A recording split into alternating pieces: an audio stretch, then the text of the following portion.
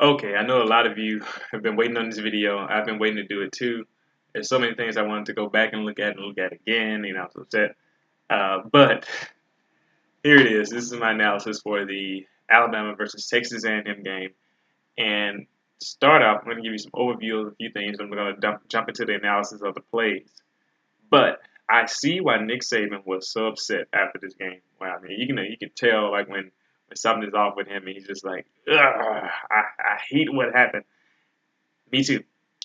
First of all, Texas A&M had no business being in this game in the fourth quarter. Basically, they got in there in the fourth quarter. Had no business being in this game in the fourth quarter. They had no business scoring 2 touchdowns. I'm gonna explain why. Uh, Alabama had run defense that was really great. Held them to like 70 yards something total as a team. The pass defense was great as well. But here's where the issues came in. Defensive penalties, such as unnecessary PIs and holding by the defensive backs at times, specifically Levi Wallace on a couple occasions, and I was like, some miscues, such as the players not making their tackles or lining up in the wrong place or not communicating well on defense, knowing whose man is who. That type of stuff happened. So they missed tackles, they missed sacks. They gave up in one point in the second quarter, just outlet pass after outlet pass after outlet pass to number 5. And I was like, why are we doing this? And Saban would come into that on that as they were going to the half. It's like, yeah, we're not playing the assignment well over there on the outside as they're going out. And that stuff bothered me because I'm like, if you just did your job well, you'll be blowing this team out already. Honestly, this game should have ended in a blowout. And I will admit though, I did underestimate Texas A&M's defense a bit. In previous years, their run defense has looked okay, and their pass defense has looked okay until they got to the Bama game and they got exposed. This year, it seems like they finally actually, developed a bit of defense here, but they were still prone to big plays, which is what we've seen with the Damian Harris 75-yard touchdown, the big plays down the field that some are renegated by penalties, some just slightly missed. But they were there. Their defense definitely makes a lot of mistakes, but they definitely have the talent, and as evidenced by Bradley Bozeman of all people. You're gonna hear me say a lot, especially in this first half. Just got beat a ton by 92 Henderson. That's a guy I said to look out for in a previous video. And Robert Foster today, he had some rough patches here and there, dropped a pass, lined up in the wrong place, fumbled the ball. It was just so much. First turnover of the season, actually. It was rough. And also, Guest Tech, I know you're going to watch this video. I remember in my comment, I said I wanted Nick Saban wanted the red shirt, the staff wanted the red shirt, LeBron Ray.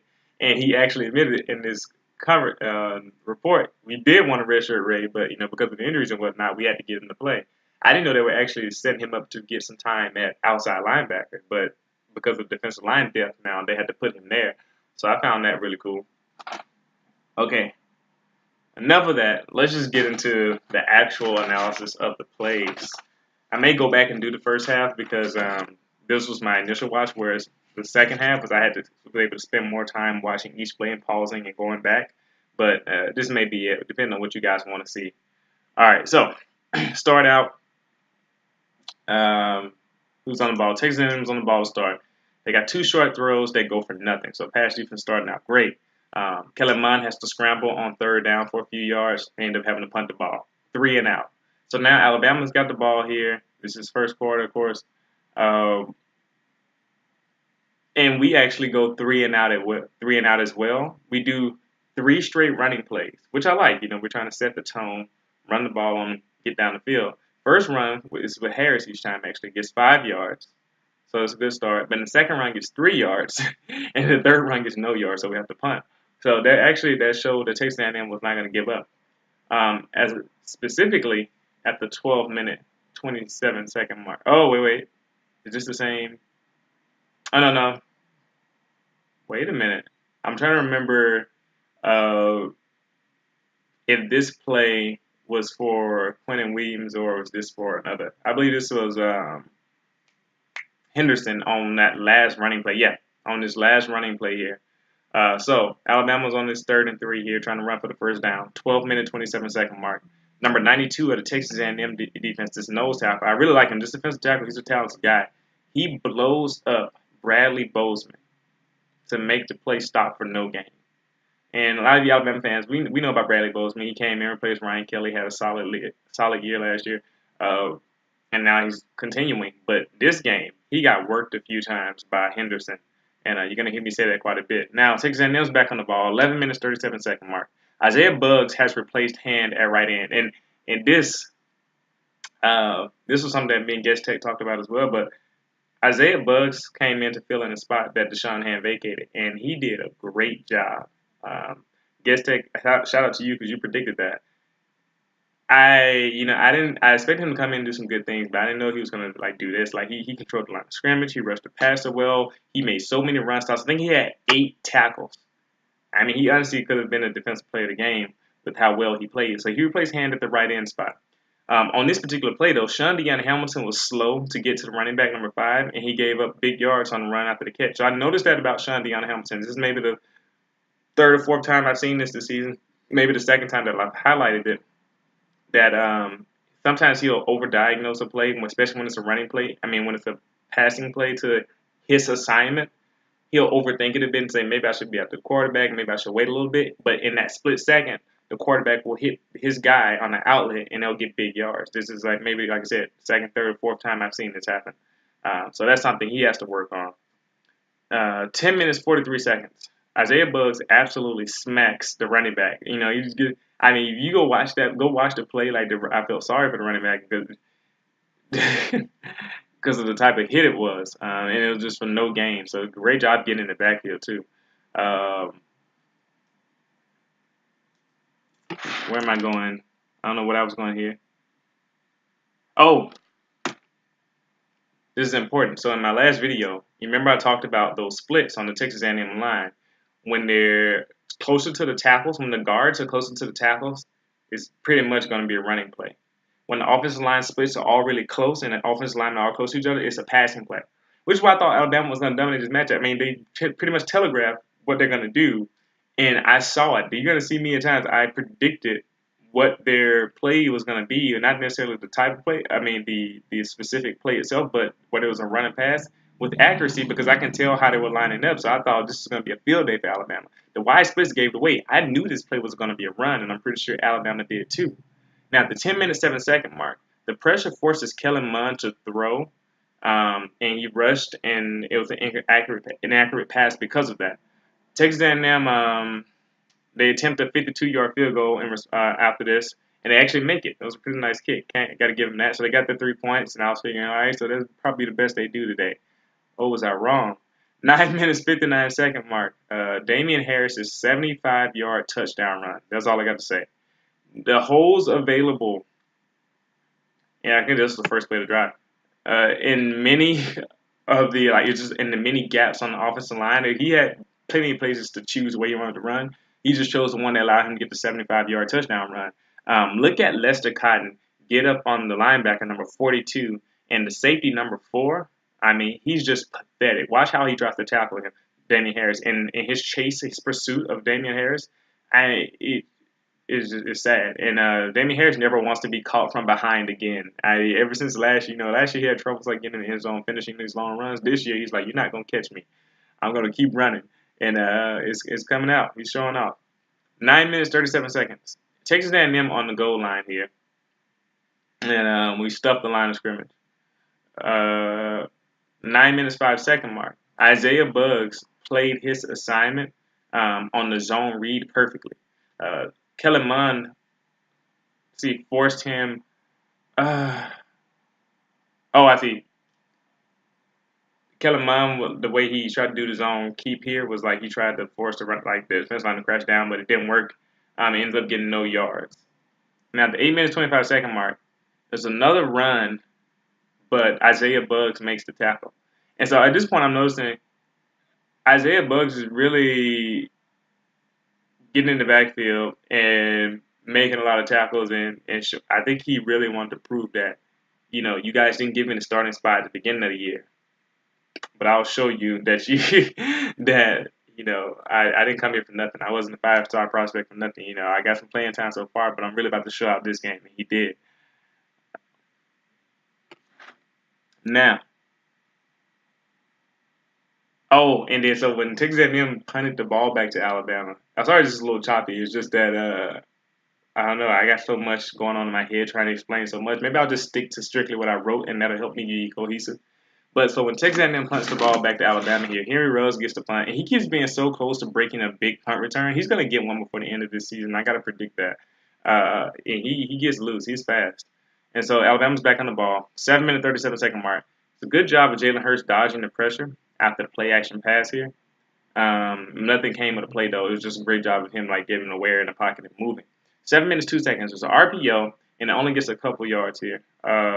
6 minutes 26 seconds. Good protection initially for Jalen, but eventually he has to kind of slide to the left a little bit, move to the left. He keeps his eyes up and he looks downfield, so this is great.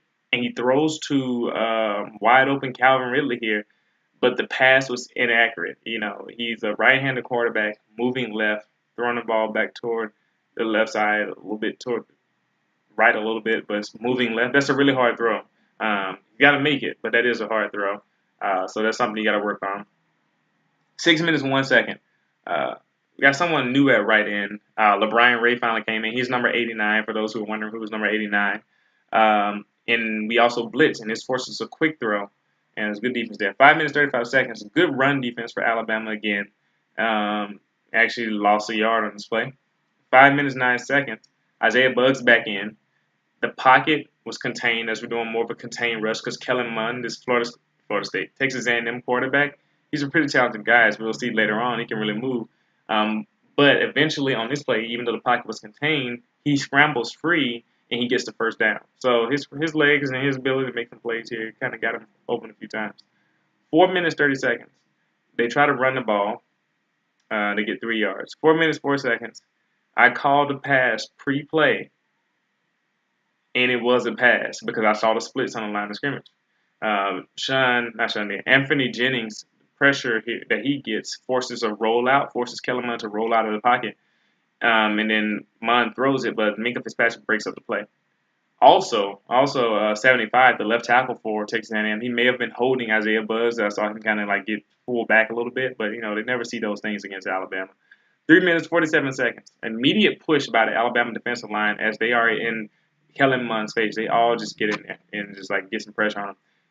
But unfortunately, they called pass interference on Levi Wallace. And honestly, I believe that this particular call, and because he had one later on that was right, but this particular pass interference call, I don't believe it was a good one. I really don't agree with it.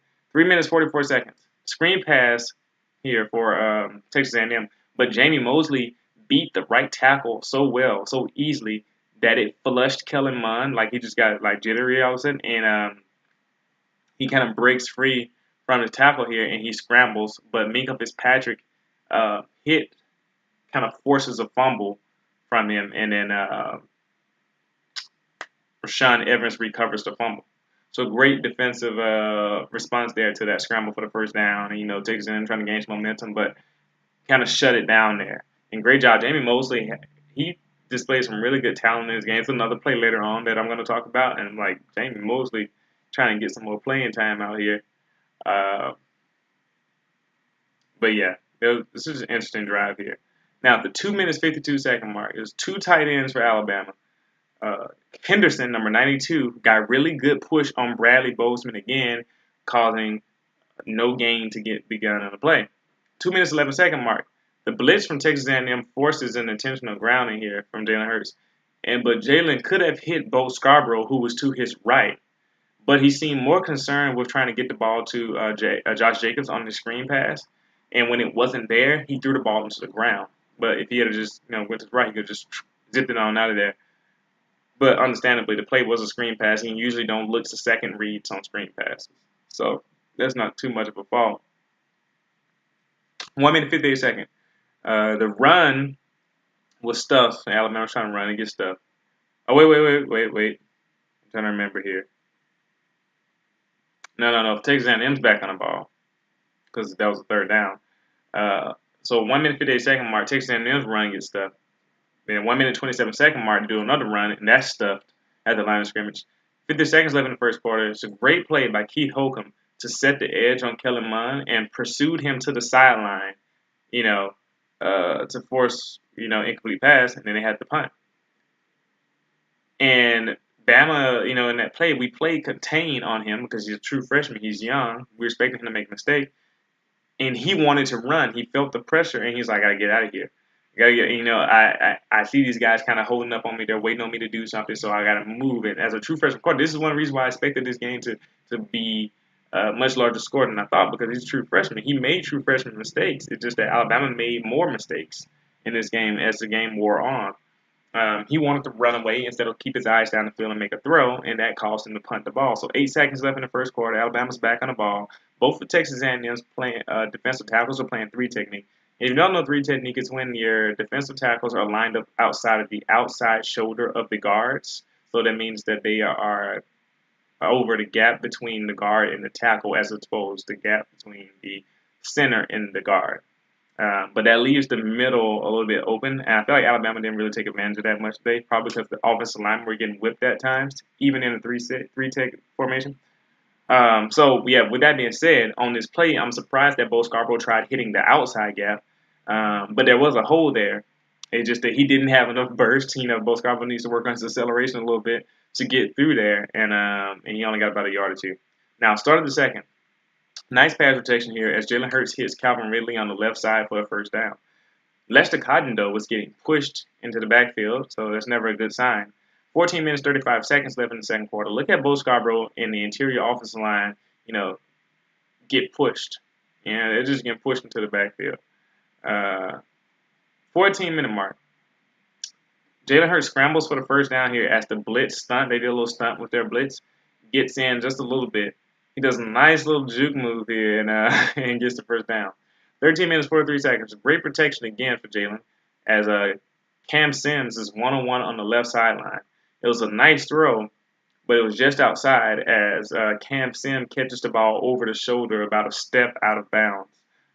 So Jalen, you want to bring that ball in and put it toward the sideline, but still more so in the field. But the thing is, I'm wondering if Cam Sims could have adjusted to this pass a little bit more and made it a jump ball rather than catching it over the shoulders. If he had made a jump ball, probably could have called it inbounds, and it would have still been a big game.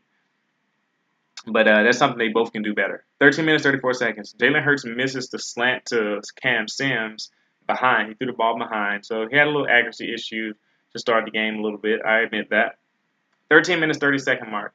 Initial protection was good here, but the contain and the outside rush forces a short scramble and had to punt the ball. Not punt the ball. We have to try to kick a field goal here, Alabama does.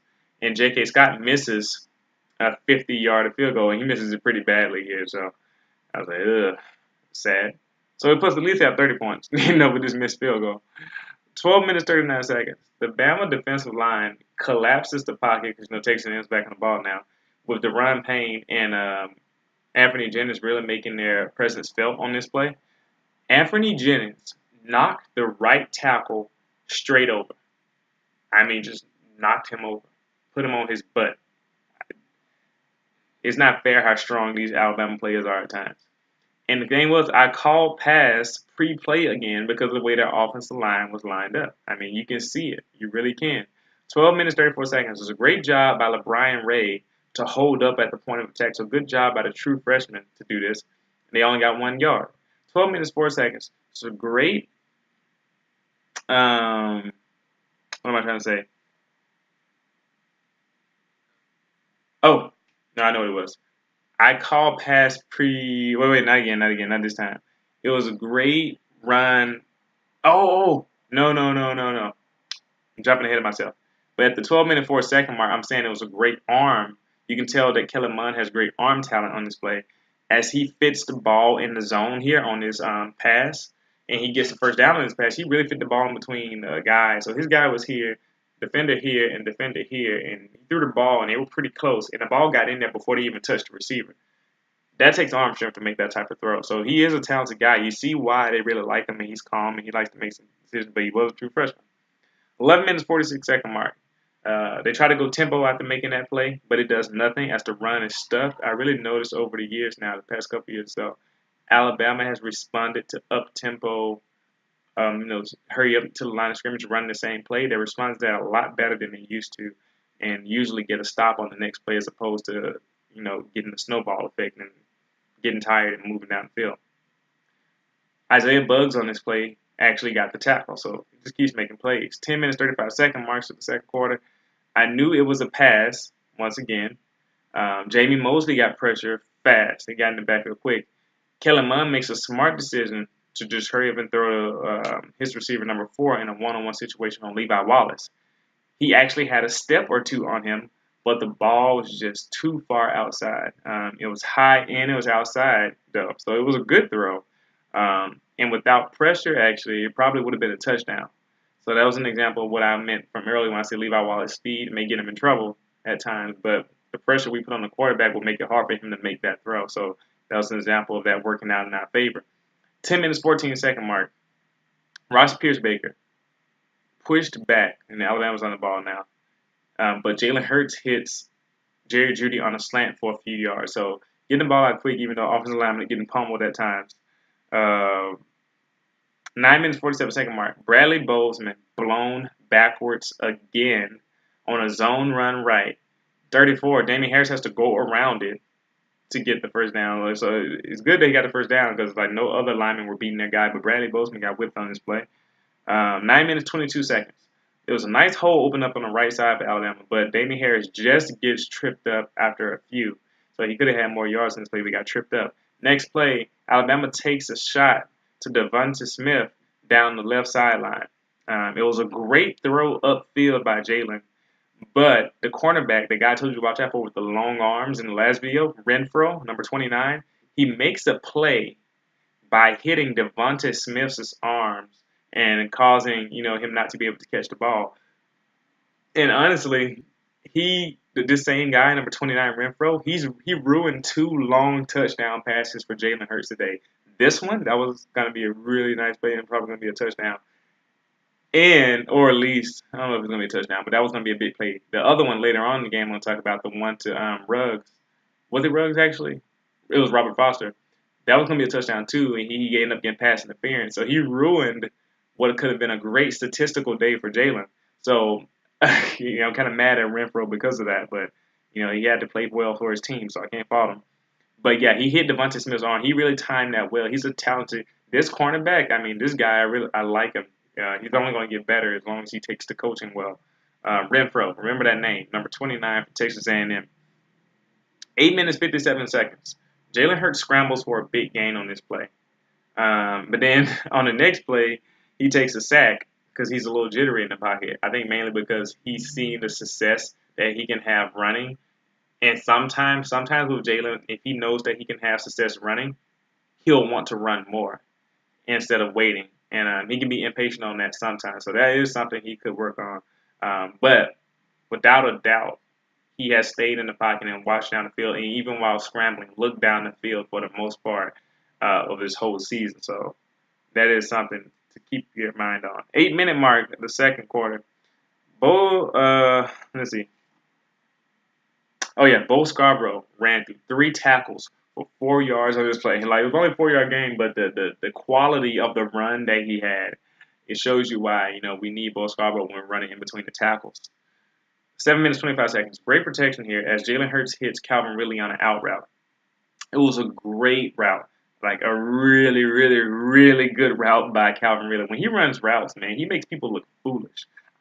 It makes sense why he gets the ball so often. With the way he runs routes and makes people fall and turn around, he should be getting the ball all the time. The guy that was trying to guard him was turned around all over the place, trying to get back around to get back to him. Only thing I would ask Jalen to do on this play was lead the ball out a little bit more so that Calvin could just run to the ball and keep on running. But it didn't matter because he was so wide open. 5 minutes, 55 seconds. The blitz almost brings Jalen Hurts down, but he breaks free from the tackle. Ultimately, he ends up having to throw it away, though. Texas A&M generated, quite a bit more pressure than I thought they would at this point. I'm like, okay, this defensive line, they're serious. They're really good with their blitzes. So this is what I meant by saying their defense was better than I thought they were, but they definitely presented the opportunities to bust on big plays, and Alabama didn't take advantage of that. This game literally could have worked out the way I said. It could have been 41 easily, 45, 49 points for Alabama, and only field goal and one touchdown, maybe just a field goal for Texas A&M. Could have easily been 49-10 or 49-3. Alabama really missed a lot of opportunities, and I'm upset about that. I'm starting to become more like Nick Saban when it comes to trying to get all these plays right, execute it right every time. And we have to settle for a field goal here. We actually make it. Now, at the 5-minute 41-second mark, I call pass because of the preset formation, and guess what? It was. Thing is, Sean Deion Hamilton is late again on his outlet guy, and ends up giving up the yards there. 5 minutes 19 seconds. They run the ball, it gets stuffed, but then it was fumble. It was that weird play where we couldn't really see it at first, like when they were fumbling, but then we saw like the weird angle where they're in the ground and the ball was coming out. Whether or not they fumbled, Alabama got the ball back here. 5 minutes 5-second mark. Alabama's back on the ball. RPO is snuffed out by Texas A&M guy number 23, and just nothing happens. I think it was. Did we give it all to Calvin Ridley? Yeah, I think it was like a little short pass to Calvin Ridley, but he wasn't able to get anything on this play because they really defended that well. 4 minutes 33 seconds. Great job stepping up in the pocket by Jalen Hurts. Like, he didn't run, he didn't move to the side, he didn't move left side, left, right, up, down. He moved up into the pocket, and then he hits Calvin Ridley. The ball was a bit low, but it was a complete pass. So that was a good job of him stepping up, identifying where his receiver was, throwing the ball to him, and getting the completion for the first down. Can't fault that. Receiver may have to fall down and catch it, but it still was a completed pass. I'll take it. 4-minute mark of the second quarter. Stretch run right for Damian Harris. Look at the balance and the power as he rumbles down near the goal line on this run. Great job by him breaking so many tackles, running through arm tackles, taking people with him. Damian Harris is underrated. Also, Matt Womack and Cam Sims did really well.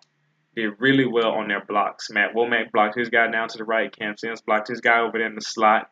Left a nice hole for Damian Harris. He hit it. At this point, after this run, Damian Harris had 117 rushing yards already. He should have had more by the end of the game. 3 minutes, 28-second mark. Texas A&M, it's Alabama. Jalen Hurts does the QB power right for a touchdown. Too easy. Got into the end zone. 3 minutes, 16 seconds. Texas A&M's back on the ball. Do an RPO handoff for, I said for 3. I don't know who that is. But Holcomb hit the gap really fast here and was able to get the stop. 2 minutes, 51-second mark. I called pass again because of the splits on the line of scrimmage. Alabama plays zone defense, trying to play against the pass. And see, it was smart. They knew. They contained the rush, but they did have a contained rush here on the 11. But Kellen Mond hit Keith Ford on a little outlet for the first down. And this is starting that series where we kept giving up the outlet. So 2 minutes, 25 seconds, I called run because of how the offensive line was set up. Stretch run left, and it was well pursued by Alabama, but Keith Ford's little move got him 5 yards. 1 minute, 55 seconds, I called pass. So I'm literally calling out whether it's a pass or a run, and I'm right. Alabama does contain rush this time. Kellen Mond hits Trevion Williams, number 5, on an outlet for the first down. 1 minute, 24-second mark, Jamie Mosley worked that right tackle. I mean, just worked him with ease to get a quick pressure. And once again, I called pass before this play started. And I knew it was a pass, and Jamie Mosley working on it. And he caused Kellen Mond to roll left and scramble for about 3 or 4 yards. So great job of pressuring him and allowing him not to throw the ball down the field. That was actually a big point in this game. That was really a thing that was was understated. Alabama had pressured Kellen Mond so much he wasn't able to throw the ball down the field even if he wanted to take some chances on the Alabama secondary. The pressure was getting there so quick and causing him to move and run so much he wasn't able to. That's why I was so surprised when we allowed them to score those 2 touchdowns late in the game. It just should not have happened. It just shouldn't have happened. I'm still upset about that. I'm just going to keep talking about that. 1 minute, 10-second mark. I called pass again. I called it again. At this point, it's a 2-minute offense, so it makes sense. And it was another outlet to Trevion Williams. But this time, Minkah Fitzpatrick beat his wide receiver's block and got to stop and made the tackle. Now, 1 minute, 3-second mark. They go 5 wide. and Alabama has 3 down linemen. Obviously, a pass play here.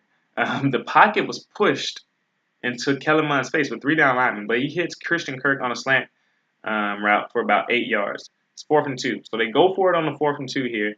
Alabama blitzes Minka Fitzpatrick on the edge. Rashaan Evans is on the right side of the defense, and Keith Holcomb is up the middle. They all blitz. It functions as this blitz functions as pressure, and it functions as contain, so that we can get pressure on him and force him to stay in the pocket.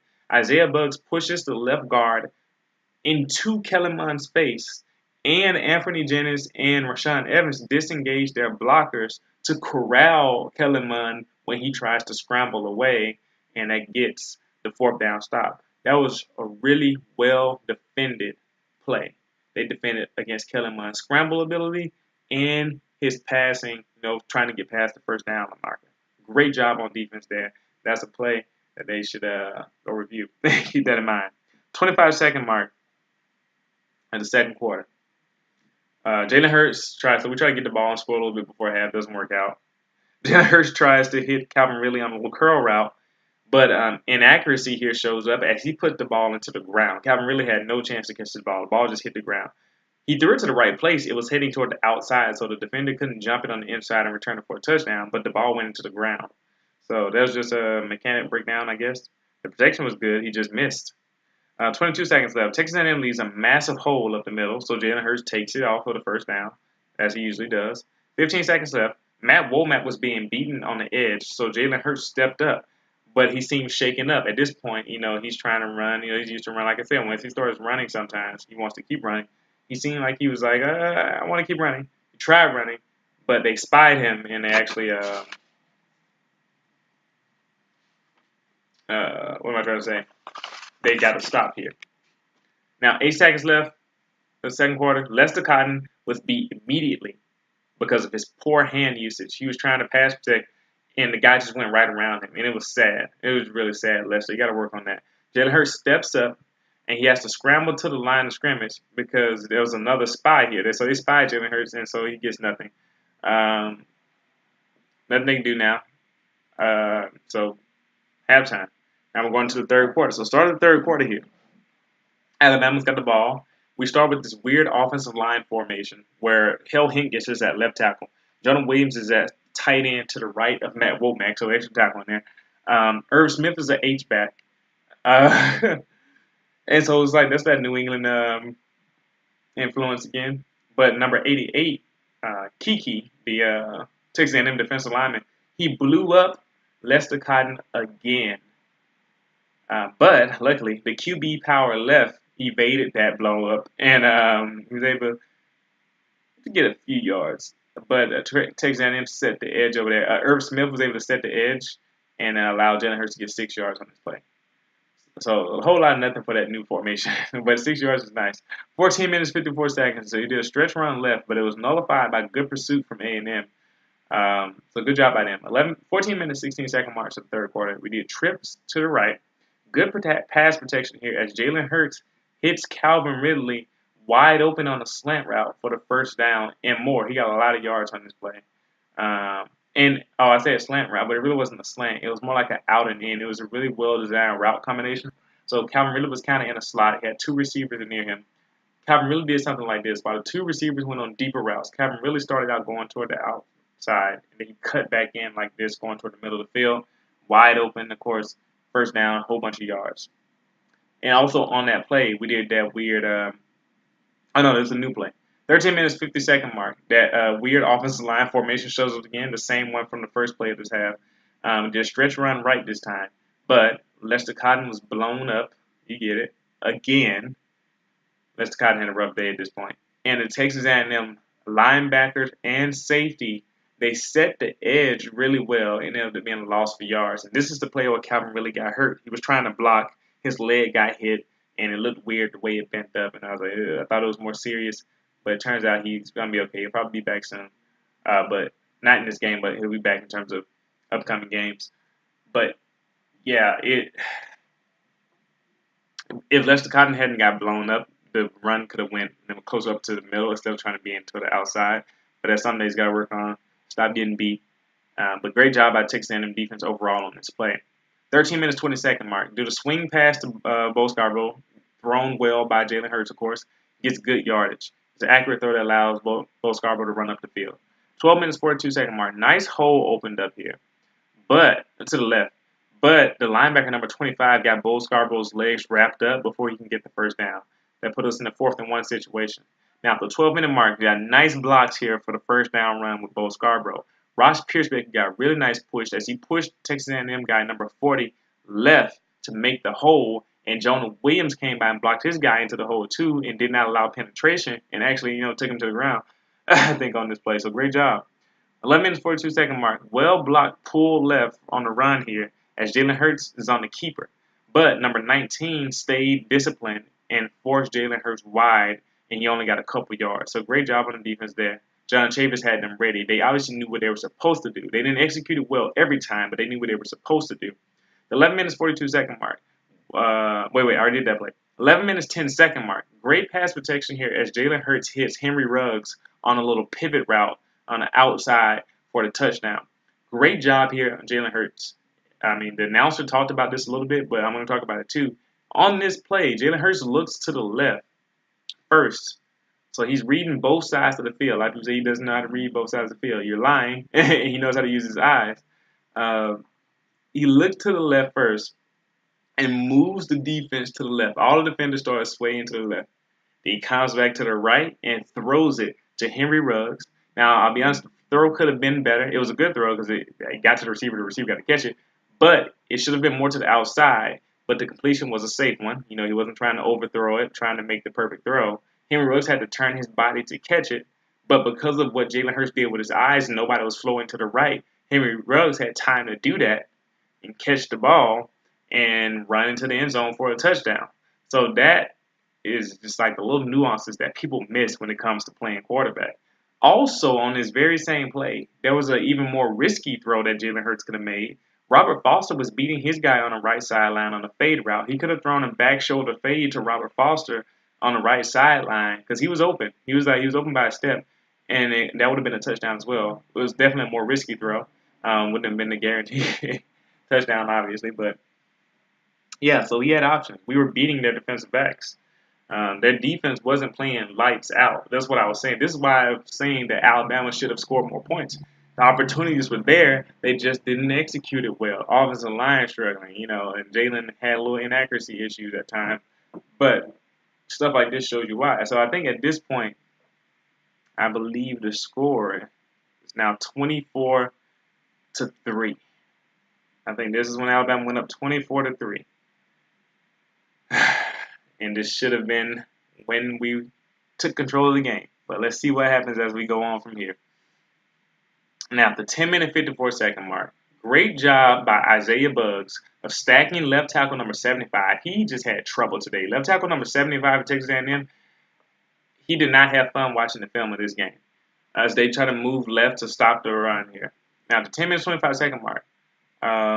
Christian Kirk is on a pivot route on the outside, and he beats Minkah Fitzpatrick in man coverage. I was like, oh.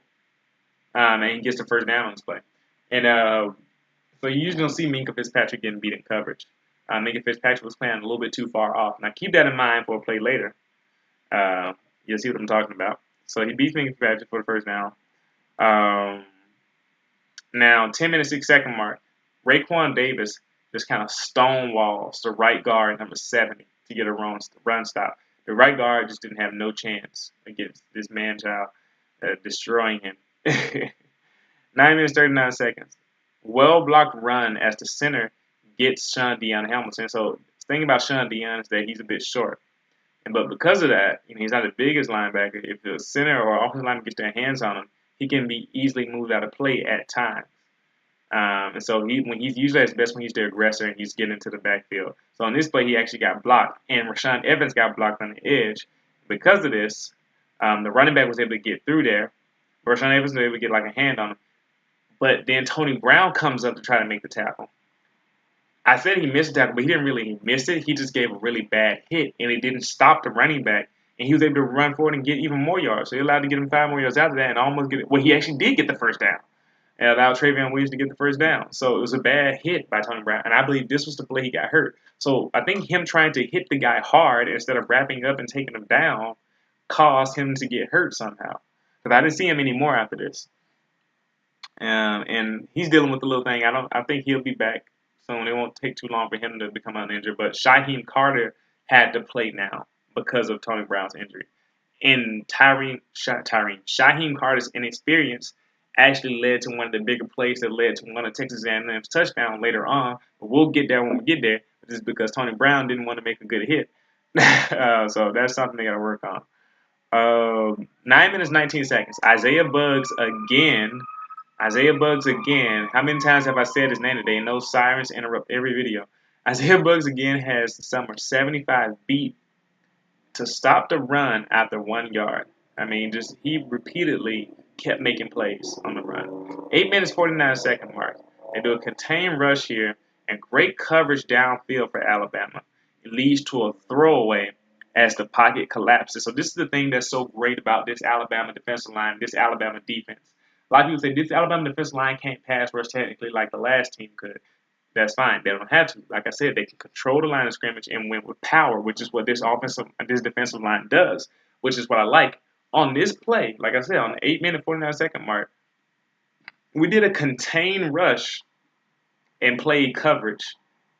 And it was so good in the backfield and the coverage-wise that this rush, as they control the line, they realized, well, we can just get the quarterback. They collapsed the pocket on him. If you can do that against spread team quarterbacks, you'll win most of the time. Which is why I don't understand why we started to fail in doing that later on in the game. 8 minutes, 40 second mark. Fake screen here. Fake screen QB draw. Like they faked the screen and did a QB draw. Texas A&M did. And it was swallowed up as Alabama collapsed on it after about 3 yards. So it was 4th and 6 here. And did they go for it? I believe they did. They did go for it. So the 8 minute, 6 second mark on 4th and 6. Jamie Mosley is kind of like in a jack linebacker-ish type position, but he's kind of playing left end at the same time. Deron Payne and Isaiah Buggs are the only 2 official defensive linemen down, while Keith Holcomb and Mac Wilson are on the ends of the line. So there's 5 people on the line of scrimmage, kind of playing that radar defense formation type thing, where they're trying to confuse the quarterback. All of them come after Kellen Mond. They all blitz. It was great coverage by the Alabama defense. They had everybody covered up. Shaheem Carter has his receiver. So Shaheem Carter first coming in, and I was really happy to see him because he played his freshman year, so I was happy to see him get some more time here. Has the wide receiver covered up really well, and it ends up being an incomplete pass. And on the same play, Christian Kirk was running that pivot route again, but Minkah Fitzpatrick had him locked up this time. See, that's adjustment. That's a smart play. He knew what was coming. But Shaheem Carter, which I just want to give him some praise on this play because I'm going to talk about him later. He had his receiver covered up with tight coverage here. I'm really excited to see Shaheem Carter. I want to see him play a lot more in the future. At this point, the game is still 24-3. Alabama's got the ball back after stopping him on 4th and 6. We should be going up. We should make some plays. This game should be put away. But here's the turning point. This drive here is the turning point. 7 minutes, 51 second mark. Pass protection was magnificent. It was magnificent as Jalen Hurts tries to hit Robert Foster on a wide open streak route. I mean, wide open. But the ball was just too far outside. Maybe. I don't think it was necessarily too far outside. Let me rephrase that. The ball was more outside than Robert Foster wanted it to be. But it was very much so inbounds. It didn't land out of bounds. It didn't even touch the sideline. So Robert Foster should have adjusted to this ball much more. And it wasn't underthrown. The ball wasn't underthrown. It was on top of him, just to the side, more toward the sideline. He didn't have to stop for it. He didn't have to turn around for it. He just could have to drift. He had to drift harder to the right than he did. So to be fair to him, he did drift. He did adjust to the ball a little bit. He didn't adjust well enough. He didn't track the ball well enough. Like I said, this ball wasn't the worst ball by any stretch. It wasn't underthrown. It wasn't out of bounds. It was just to the right a little bit, and he actually could have caught it over the shoulder while drifting harder to the right. Like I said, Jalen didn't put it in the most ideal spot. It wasn't the best spot possible. but it definitely wasn't a horrible throw. So one, you have to track it. So I put it on both of them. Jalen, make it easy for him, but Robert Foster, adjust to that ball much better than you did. That was another touchdown. That was another touchdown. So at this point, there's 2 touchdowns taken off the field in a field goal. So there's 17 more points already added to 24 points. I usually don't talk like this, like in terms of like points that are off the board because they don't really matter in the long run. But what I'm saying is that Alabama had opportunities to make this game go away, and they missed them. They missed them. Yeah. But all of this ended up being pointless anyway on this whole play. All ended up being pointless because Hell Hingis, I think, became an ineligible receiver downfield. And I'm not even sure if I saw him really be ineligible down the field. I think they just wanted to call something. And I was messing around. It probably was. I didn't really see it too well.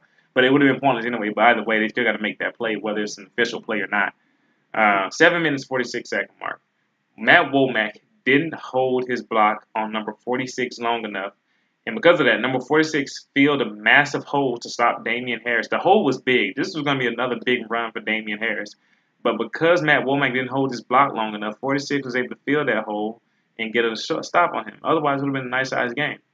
Now, this play is important. This point of the game is important. The 7-minute, 8-second mark. It's a beautiful play action, pass protection as the offensive line did a great job. Damian Harris picks up his blitz. The pocket is clean. Jalen Hurts has time, and he fires a dart. Just a beautiful pass to Robert Foster on a comeback route on the left sideline. Robert Foster drops it. Got to concentrate. It's a concentration drop. Got to catch the ball. Catch the ball. Catch the ball. So second play, he's messed up recently.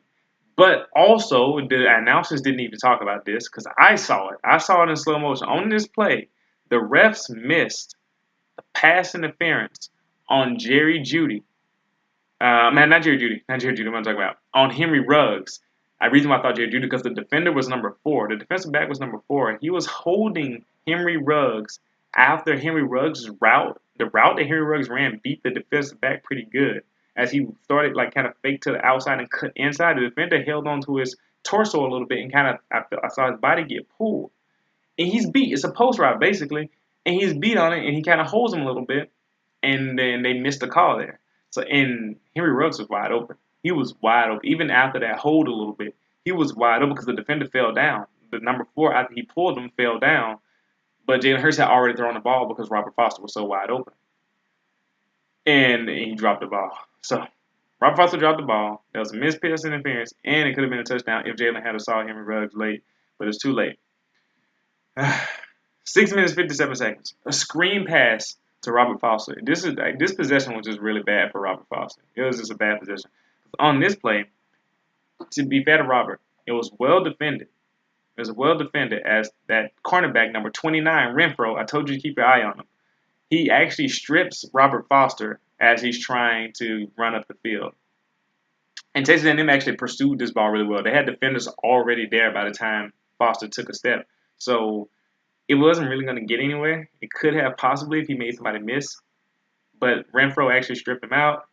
Had bad luck on that whole series. Texas A&M gets the ball back. Like I said, that drive was the turning point. Texas A&M got momentum, and they felt like they could do something. 6 minutes, 50-second mark. Look at Isaiah Bugg's knife into number 75, the left tackle, and just kind of gets in that gap too easily. And Shundy and Hamilton finishes coming off the backside of that block and finishes running back. Keep forward, no game. 6 minute, 22-second mark. The blitz forces a quick throw as Hootie Jones breaks down really well and makes the tackle.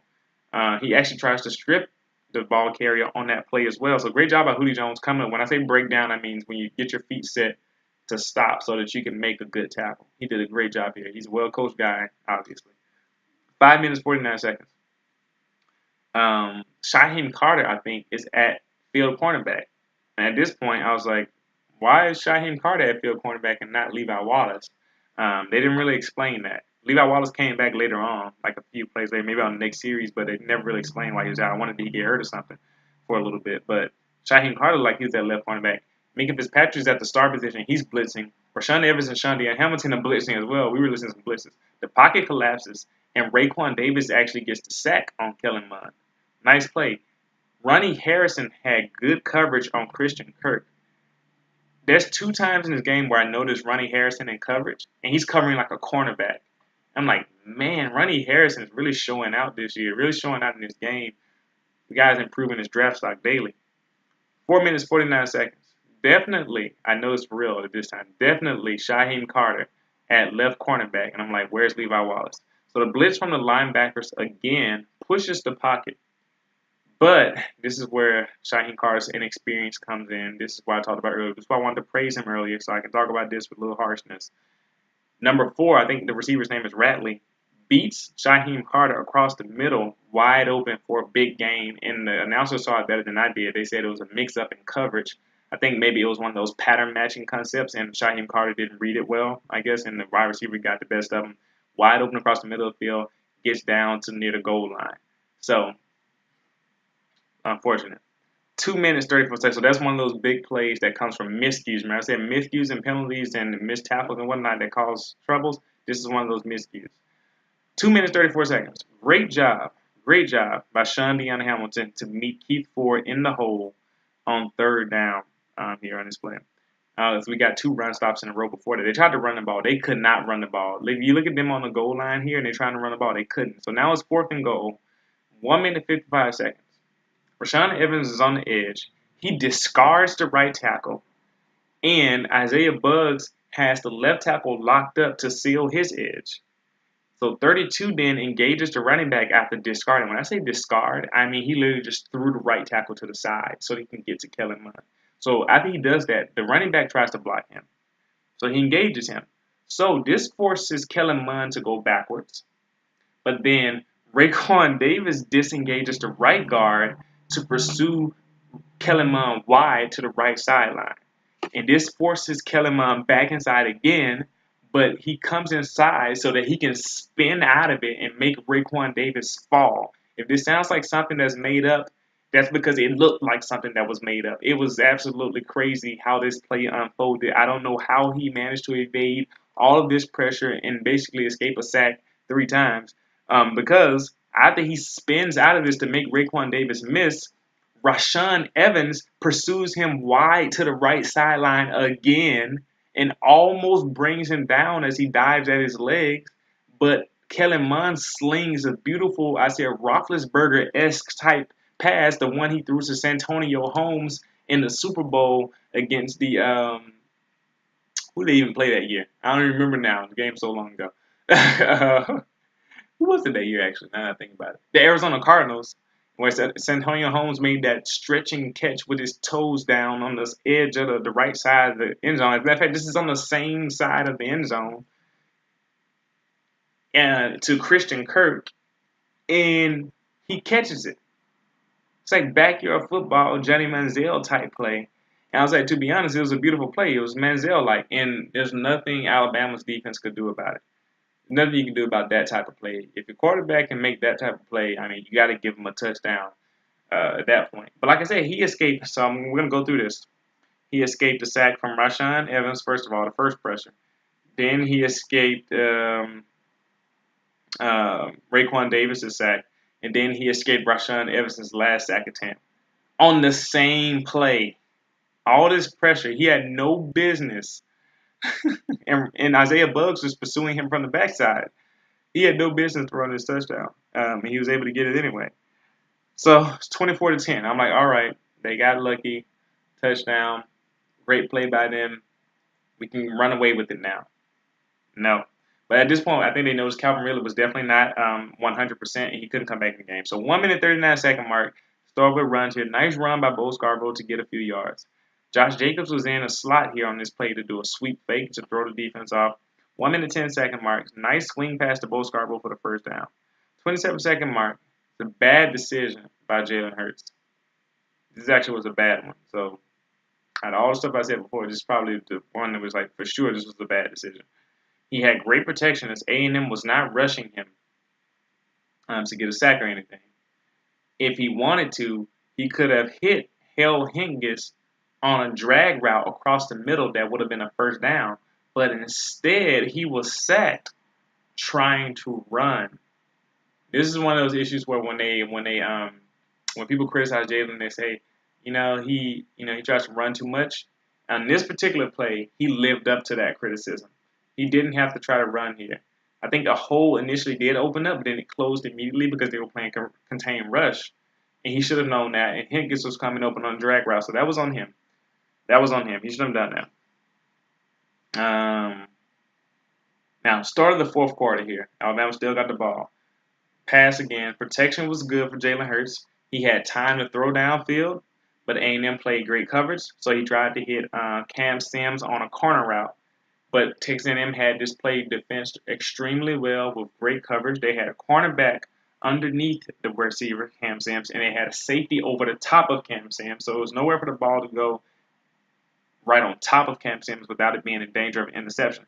So Jalen Hurts had to throw this ball safely. He had to throw it frugally. And he had good placement on this safe throw as he was able to avoid any type of chance of interception. Cam Sims was the only one who could possibly make a play on this ball because it was placed high-ish, kind of middling high, but toward the outside. And Cam Sims is 6'5", so that makes sense. All he was able to do, though, was get one hand on it, and he couldn't pull it in. So, safe throw, good job by Jalen. Actually, that's a sign of development, that he didn't try to squeeze that in there, because if he tried to squeeze it in there, it's a pick by the cornerback. If he tries to sling it high and go over the head, and Cam Sims misses it, it's probably an interception by the safety. So, good job. But then, unfortunately, another miscue happens here on fourth down. J.K. Scott shanks his punt. J.K. Scott does not shank his punts. He shanked one before, but he usually does not shank his punt. So that was unfortunate. Now they got the ball back in a short field. 14 minutes, 45 second mark. But actually, it didn't hurt us too bad in this play. We'll find out. 14 minutes, 45 seconds left in the fourth quarter. Alabama plays zone. Playing zone here. So Alabama misses opportunity again. Plays zone. Contains the pocket here. But Anthony Jennings and Sean Deion Hamilton pushes the tackles too far upfield. This, in turn, opens up a lane for Kellen Mond to scramble for the first down. So what happened on this play was that Alabama played good defense on this play, actually. It was the perfect call.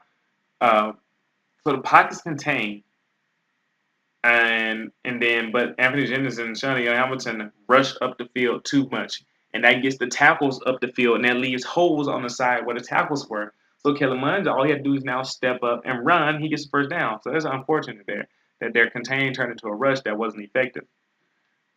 They started losing discipline, basically, in their rush contain. And that's something you can't do against a dual threat quarterback, which is what most teams end up making the mistake of doing with Jalen. They'll get tired of just containing. Rush, leave big holes, he takes off. 14 minutes, 15 seconds. Outlet to, because So Texas A&M does an outlet pass to 5, but finally we adjusted to it. And it was stuffed at the line of scrimmage. Great job. Forgot to mention at this point, Levi Wallace is already back in. So he's back in the game. I think he's been in there for a while now. 13 minutes, 30 seconds. Good run defense again by Alabama. 13-minute mark. Trayvon Williams is on the line of scrimmage. No. What am I talking about? Oh, yeah. Alabama put 5 people on the line of scrimmage again. That weird formation I was telling you about earlier with the 2 down linemen and 3 linebackers and 1 linebacker being like a defensive lineman at the left end spot. It was Jamie Mosley again. Jamie Mosley's really good at being a pseudo kind of left end.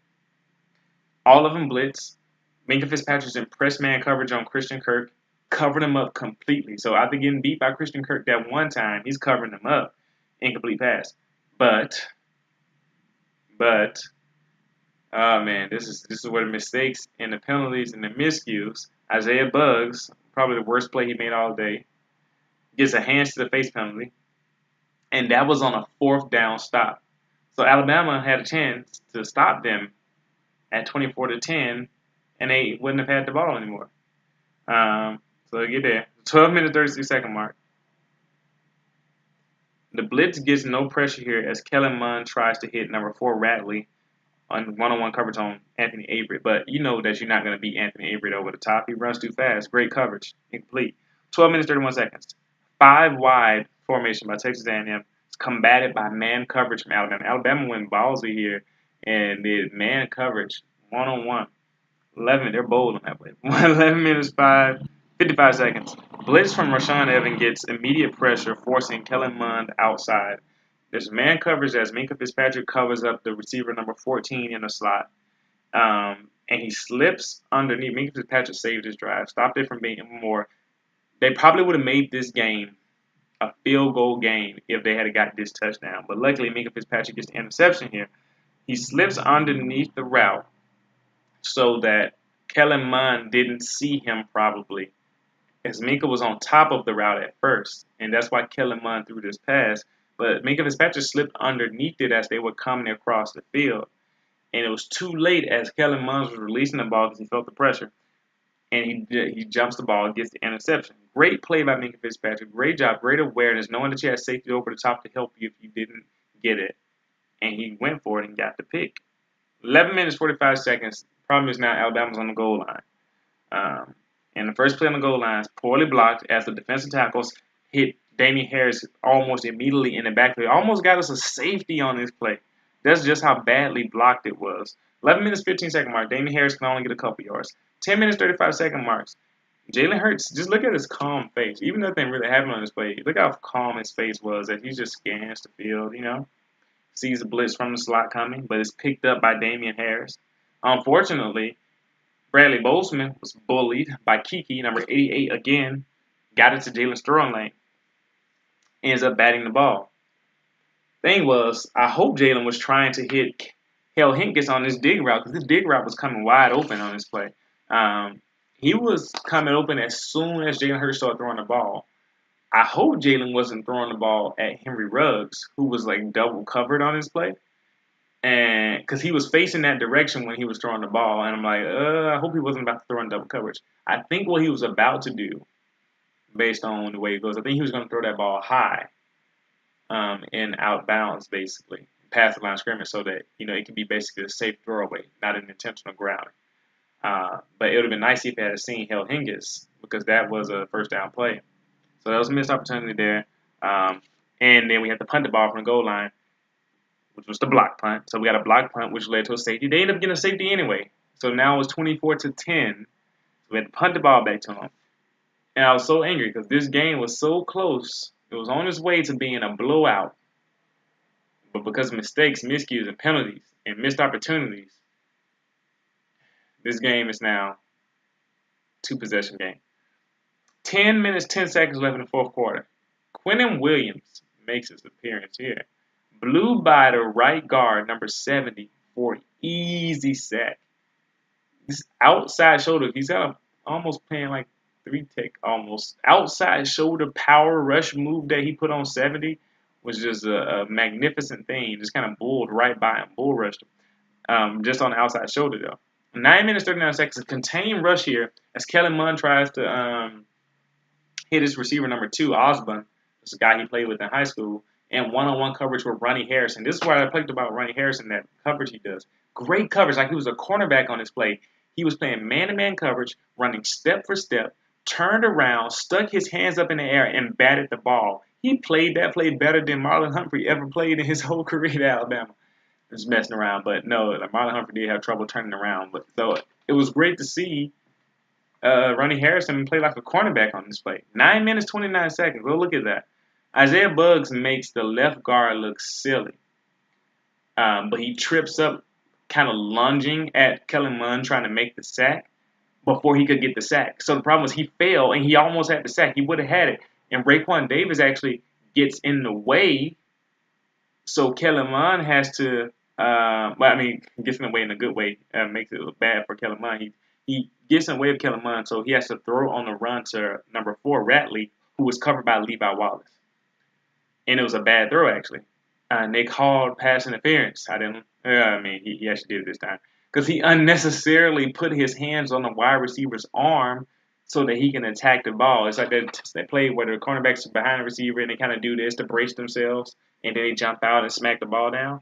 Unfortunately, his hand was kind of hooked on the receiver's arm a little bit. And he didn't have to.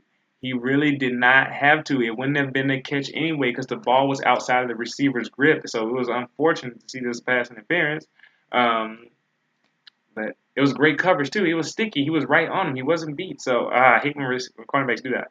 9 minutes, 23-second marks. The RPO was destroyed so Levi Wallace made up for this, actually. He made some really good plays back-to-back.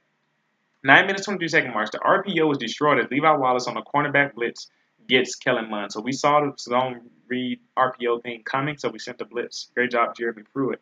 Got him in the backfield. 8 minutes, 52 seconds. Look at LeBron Ray, bull rush number 75, the left tackle. Like I told you, he had a bad game. He bull rushed him into Kellen Mond, forcing a rollout.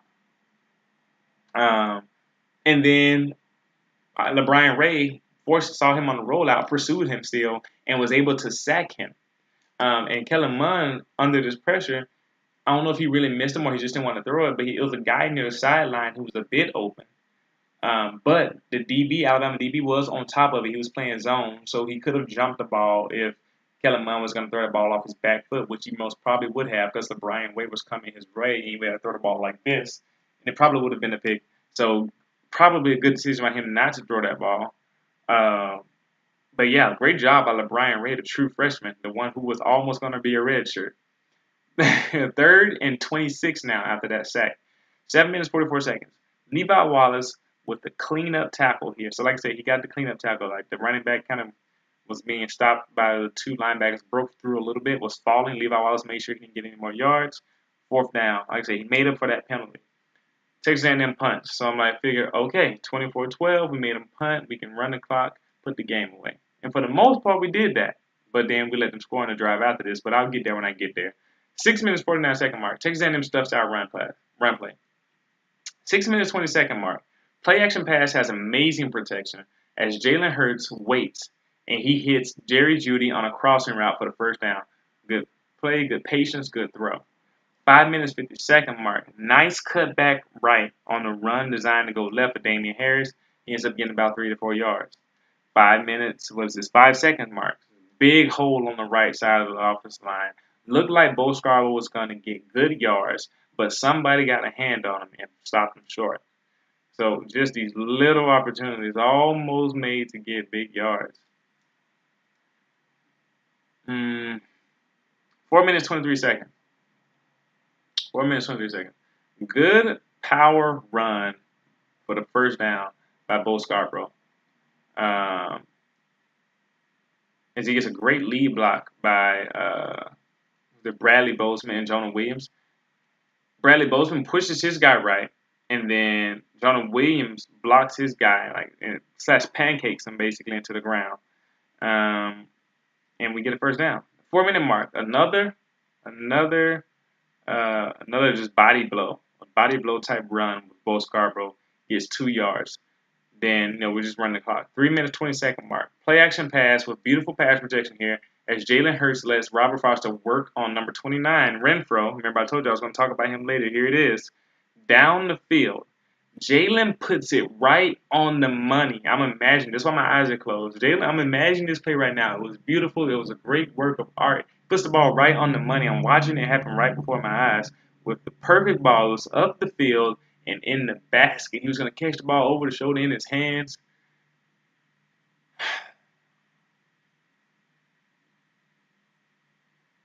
But Renfro, trying to do his best for his team, I guess, interfered on purpose, grabbed Robert Foster's arms, gets a PI, got the first down but he messed up a touchdown. So this is 2 touchdowns that he has messed up today that Jalen would have had, or at least 1 touchdown and 1 big gain that would have made Jalen's numbers look even better and made his critics shut up.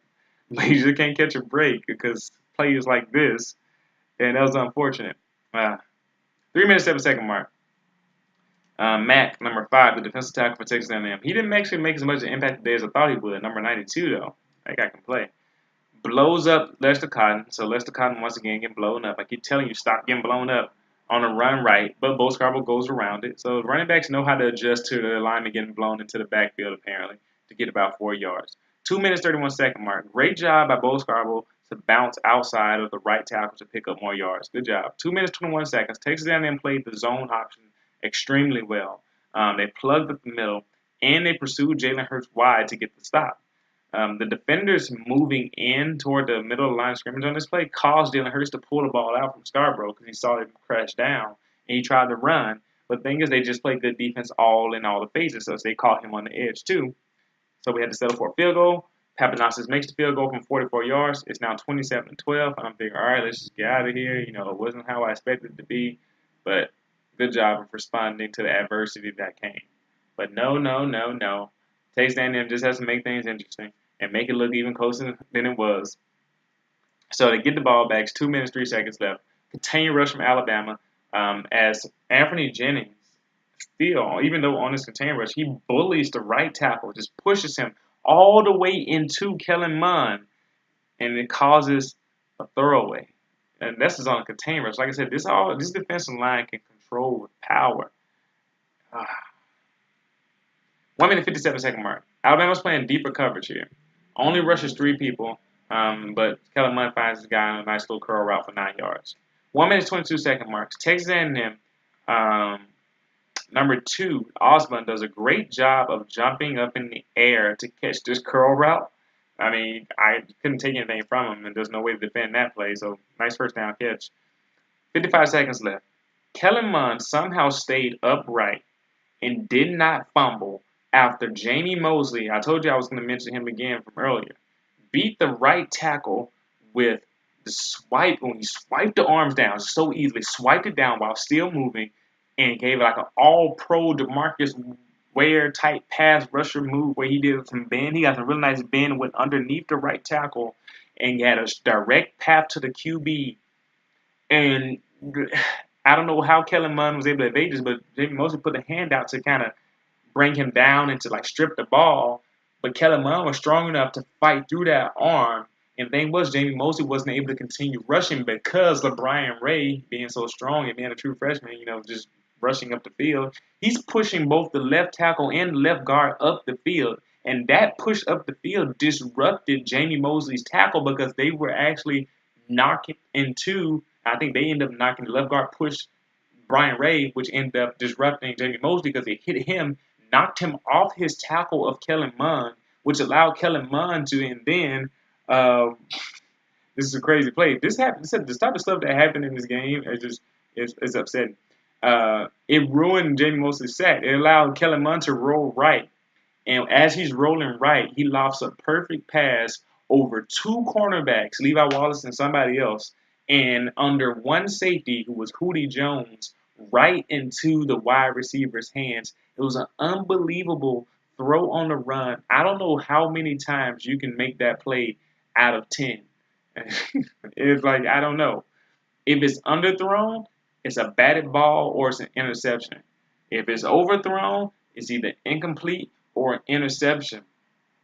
At some point, these 2 touchdowns that they got today were the result of him just being a talented guy and him just making plays that the average QB cannot make.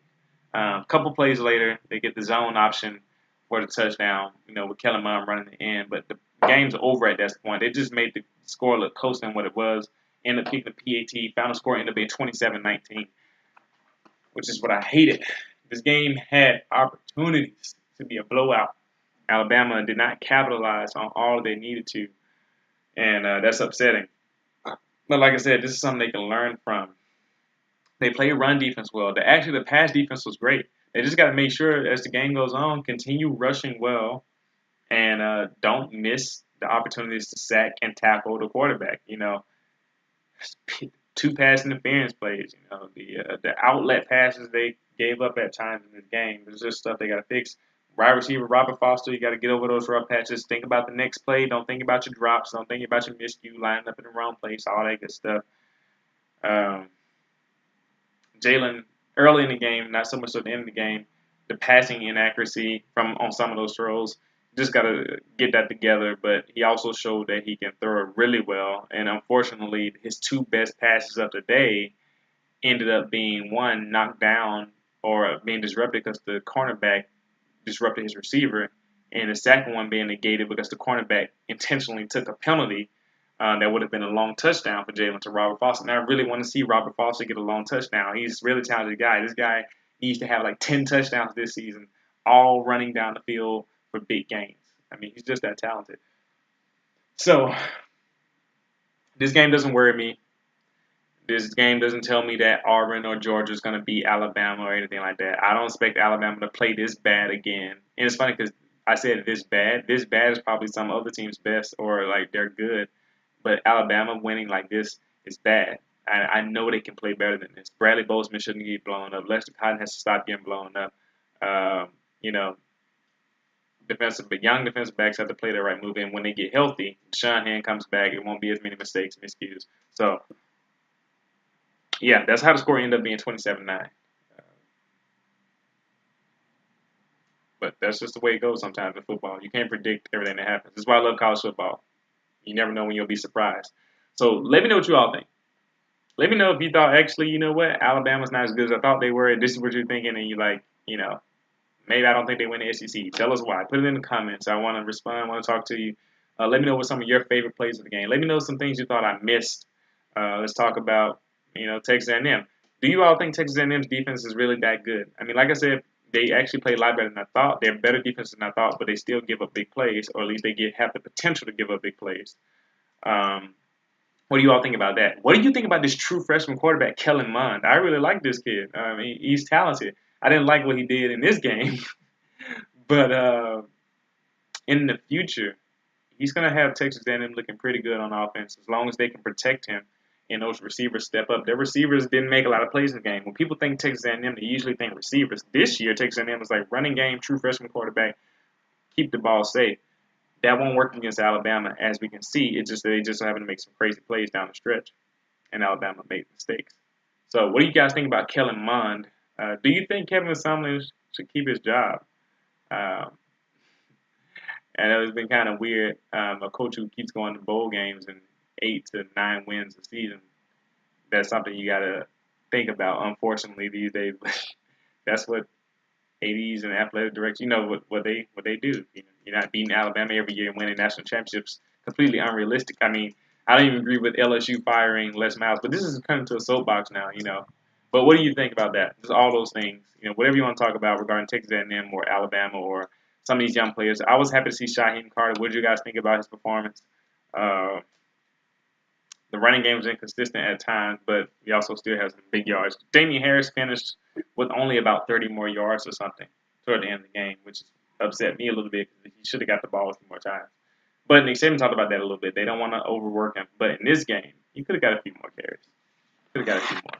Anyway, see you for the next video. This went a lot longer than I thought it would. I don't even know if I'm going to do all the fancy lighting and stuff to make me look lighter in the weird shading that goes on. I have to fix that. I think I might just upload it. Anyway, see you next time.